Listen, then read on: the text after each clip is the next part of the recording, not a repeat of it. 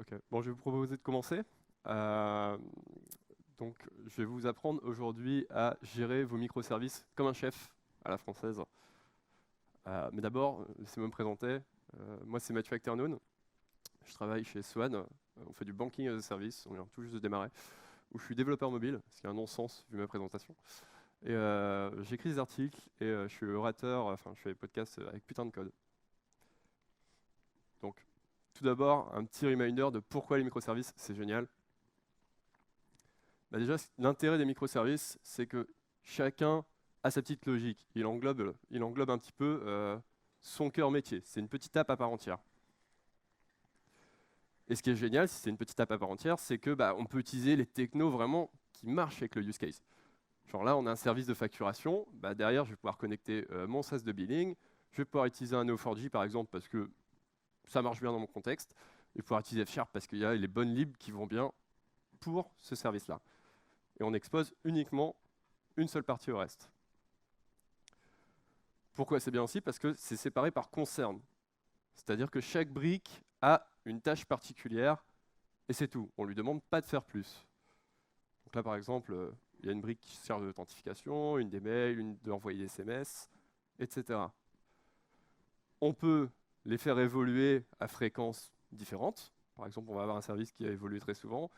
Et de l'autre côté, on va avoir un service billing avec du code très touchy, beaucoup de code métier. On va le faire évoluer plus progressivement. On ne va pas faire des breaking change tous les 2 jours. S'il y en a un qui pète, il n'y a pas tout qui tombe par rapport à un monolithe, forcément. On peut les scale selon leurs besoins, encore une fois. Si vous avez un microservice qui va bouffer beaucoup de RAM, qui utilise une DB en fait, qui bouffe beaucoup de RAM, vous allez pouvoir lui mettre une machine où il y en a beaucoup. Pareil pour le CPU, pour les GPU. Vous adaptez vraiment les services, enfin les machines en fonction des services. Mais, et là on va faire un gros reminder de, parfois vous ne faites pas de microservices. Les gens se disent ouais super, nous on a une super archi découpée, etc. etc. Sauf qu'il y a quelques règles à respecter pour éviter que ça devienne un enfer. Donc, comme je dis, vous ne faites pas de microservices quand déjà, quand les changements doivent être synchronisés. Si vous avez plusieurs équipes qui bossent sur différents services, vous ne pouvez pas demander à une autre équipe, là écoute, je vais déployer un truc, donc à tout prix, il faut qu'on déploie en même temps, parce que sinon, ça va péter dans tous les sens. C'est pas possible. Si les déploiements aussi doivent être synchronisés. Donc avant c'était les changements, là c'est les déploiements, c'est un peu la même idée. Si ils partagent une base de données, parce que il suffit que vous êtes dans une très grosse boîte, la personne qui tape sur la même DB que vous commence à dire bon là j'ai envie d'effacer les trucs, etc. Totalement imprédictible. Donc il faut mettre tout le monde au diapason et selon la taille de l'entreprise, ça peut devenir très vite compliqué. Pareil si votre entreprise grossit, ça peut être très vite un gros pain point. S'ils partagent beaucoup de code, genre, ici on a l'exemple d'un modèle utilisateur qui se retrouve dans quasiment tous les microservices, ça veut dire qu'en fait il vous faut un microservice qui gère les utilisateurs. Et si vous faites tout ce que j'ai expliqué avant, vous avez créé un monolithe distribué. Donc c'est le pire des monolithes et le pire des microservices dans une seule architecture, c'est génial. Donc c'est un peu ça, vous avez découpé, vous êtes content. Par contre, ils communiquent tous en mode random. C'est un bordel à maintenir, c'est un bordel pour coordonner les équipes aussi. C'est-à-dire que votre product owner, product manager va s'arracher les cheveux. Et en fait, gérer ces microservices, c'est un peu comme gérer un restaurant. Et donc, comment un restaurant gère sa communication? Déjà pas comme ça, hein. Sinon, vous allez attendre votre plat pendant 3 à 4 heures, j'imagine, minimum. Et en plus, peut-être que les gens qui travaillent en cuisine, ils parlent pas la même langue. Donc alors avec le schéma d'avant, impossible, quoi. C'est absolument impossible. Donc on va se dire, c'est pas grave, j'ai une solution. Je vais ajouter un traducteur. Le traducteur, ça va être le mec que tout le monde dans la cuisine va passer voir pour dire, écoute, tu vas dire à Jean-Michel de cuisiner pommes de terre, machin. Voilà, tout le monde va donner les ordres à travers le traducteur.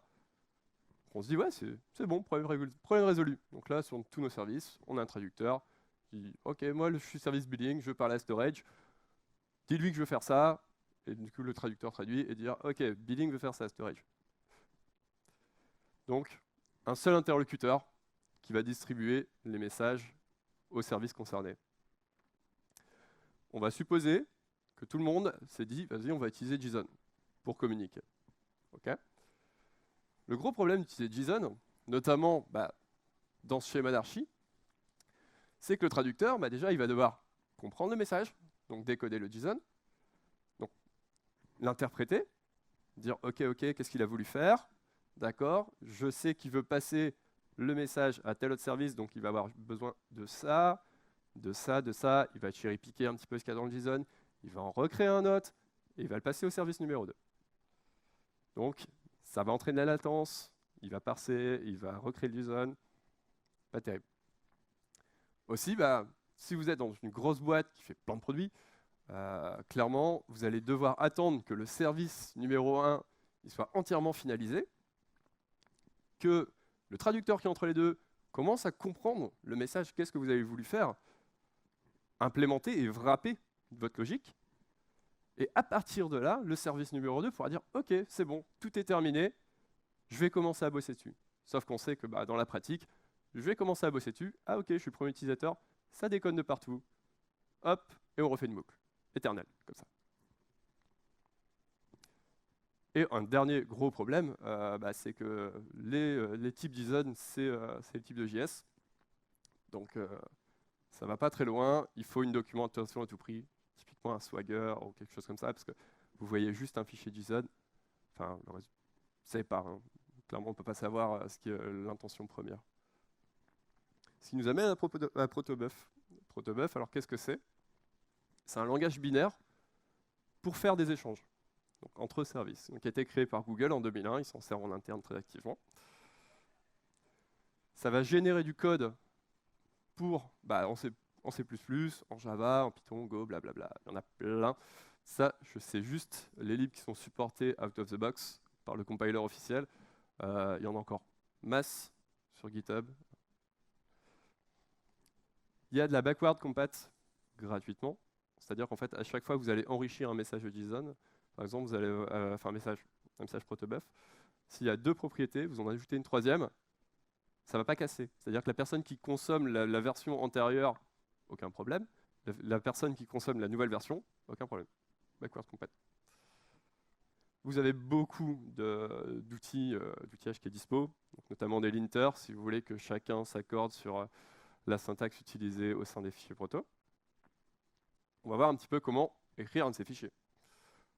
Déjà, tout en haut, on va explicitement donner la syntaxe qu'on veut, parce qu'actuellement, il y a deux versions qui sont supportées activement, c'est Protobuf 3 et Protobuf 2. Donc, je vous conseille d'utiliser la troisième, si vous démarrez sur le projet, c'est la toute dernière.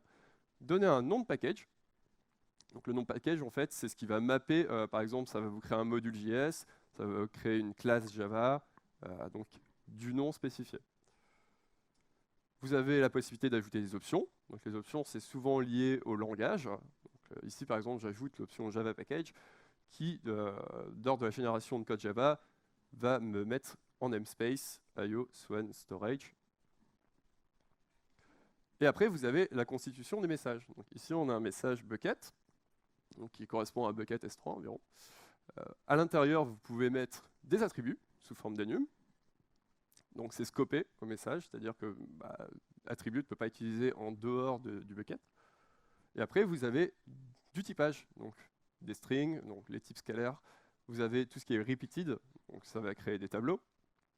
Et vous pouvez également mettre des annotations. Donc, par exemple, ici, j'ai mis deprecated égale true, de façon à ce que les autres services qui consomment mon fichier proto aient un warning en disant attention, cette propriété-là, je l'ai retirée.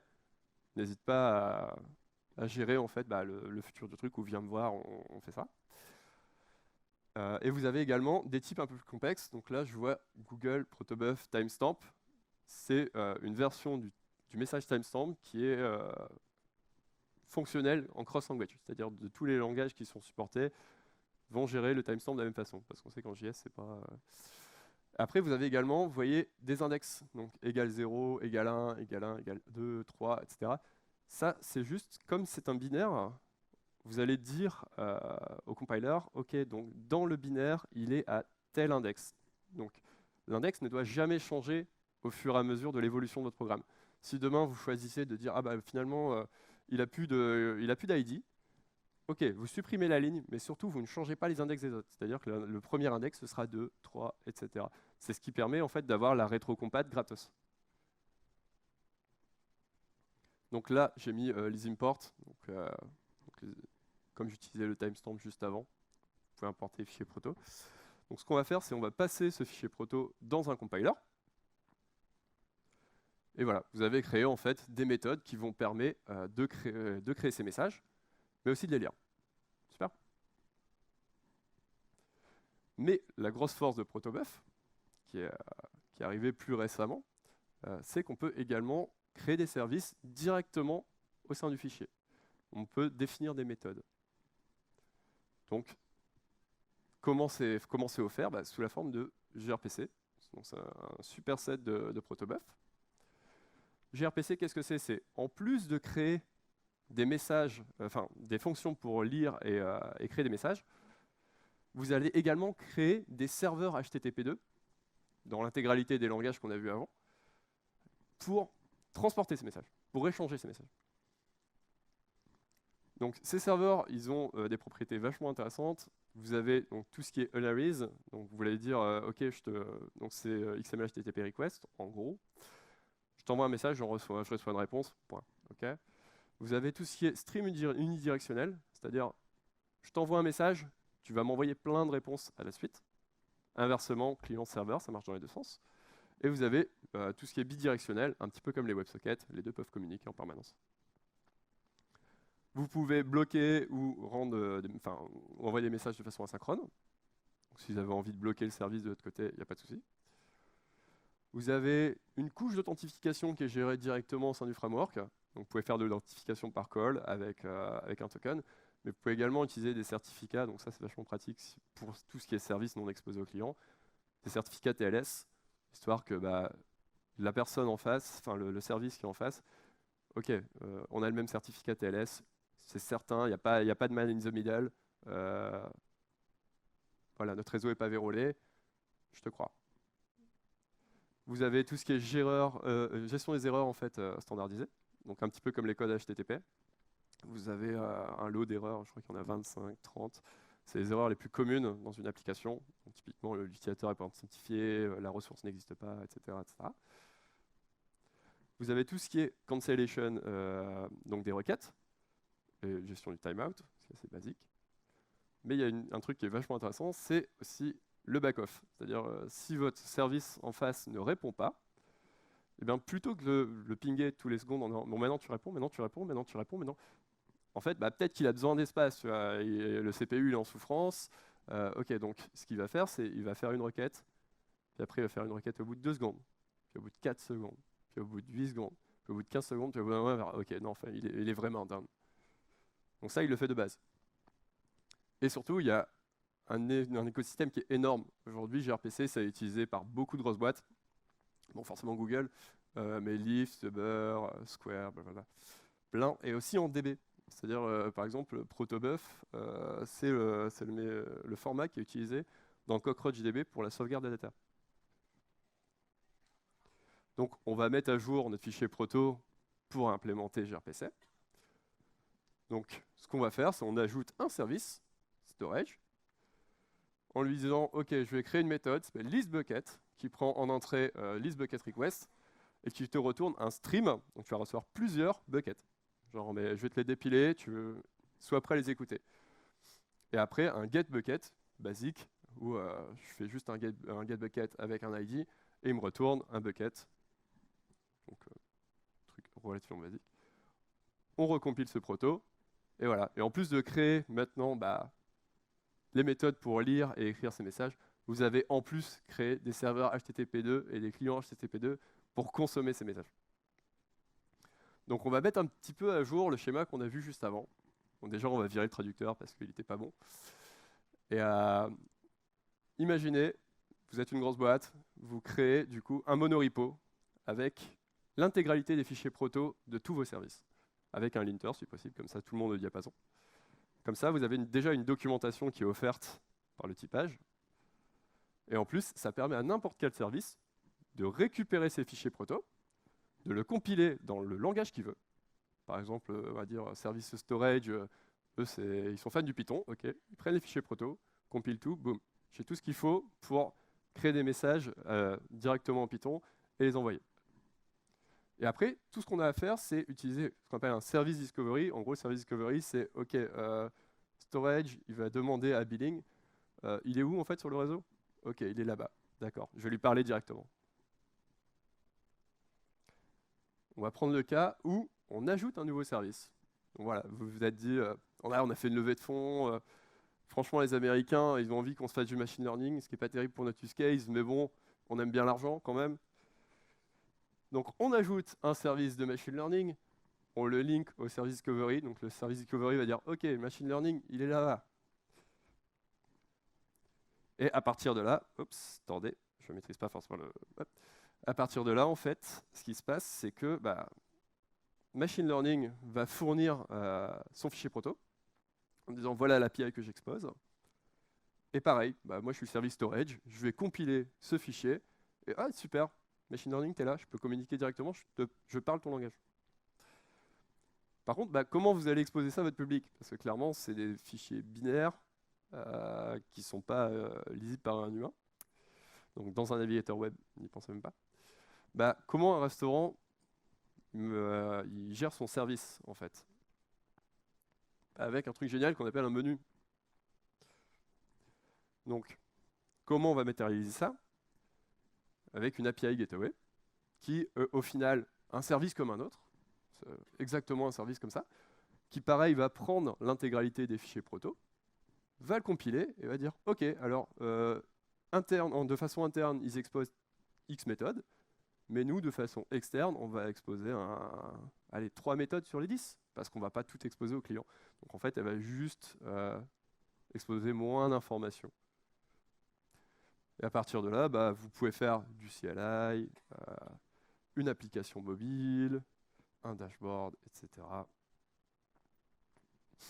Et pour tout ce qui est, donc, par exemple, l'exemple du dashboard, ça c'est intéressant parce que, comme je disais, dans un navigateur web, on ne peut pas communiquer. Vous pourriez à la rigueur compiler les protos, mais ça va faire un bundle.js qui est extra lourd, donc c'est pas forcément viable. Vous avez la possibilité, en fait, avec gRPC Gateway, d'ajouter des annotations en disant, OK, telle méthode, en plus de me créer un serveur HTTP2 qui comprend le protobuf, tu vas aussi me créer un serveur REST. Et là, en fait, c'est sur le endpoint bucket. Et il va faire le mapping entre votre message protobuf et du JSON traditionnel. Par exemple, si vous dites ID string, il va savoir que de l'autre côté, il va devoir attendre un string. Ce qui est cool, c'est qu'en plus, il va pouvoir vous générer un Swagger, etc. C'est un petit bonus, quoi. Donc, tout ça, ça a l'air génial. Vous dites, ouais, plein de générations de code et tout, ça fait le café, j'ai trop envie de mettre ça en prod là tout de suite. Mais il faut garder en tête que il n'y a jamais de silver bullet. Ça permet de créer ce qu'on appelle une factory de service. Donc, c'est bien si vous êtes dans une étape où il va falloir scaler énormément, où votre entreprise va prendre beaucoup d'ampleur. Par contre, en vrai, si vous démarrez tout juste un projet, vous êtes en mode POC, clairement, ça ne sert à rien de commencer à faire ce genre de choses. C'est très utile par la suite. Mais au début, n'hésitez pas à faire un petit monolithe. En vrai, c'est pas méchant. Voilà. Vous avez des questions?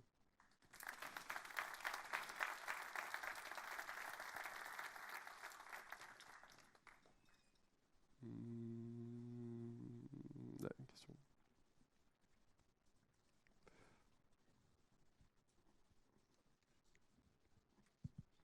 On m'entend?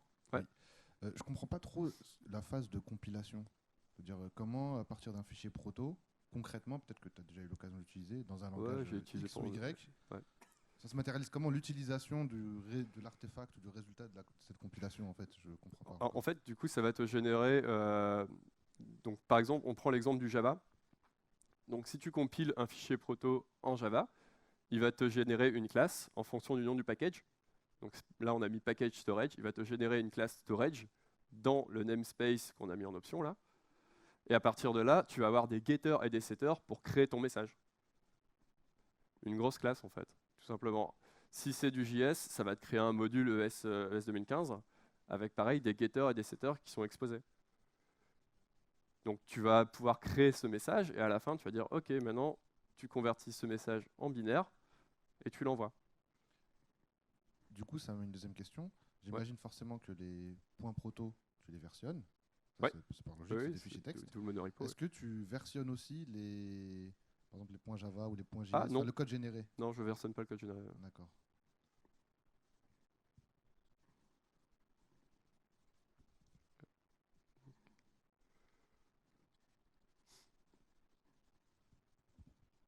Bonjour, merci. Pour une appli mobile, ouais. en natif, on peut aussi utiliser Protobuf directement. Oui. En fait, il y a une implémentation Objective-C qui est disponible et Java Android. Donc ça marche. On pourra même utiliser HTTP2 sans problème. Pas besoin de passer par du reste. Okay, merci.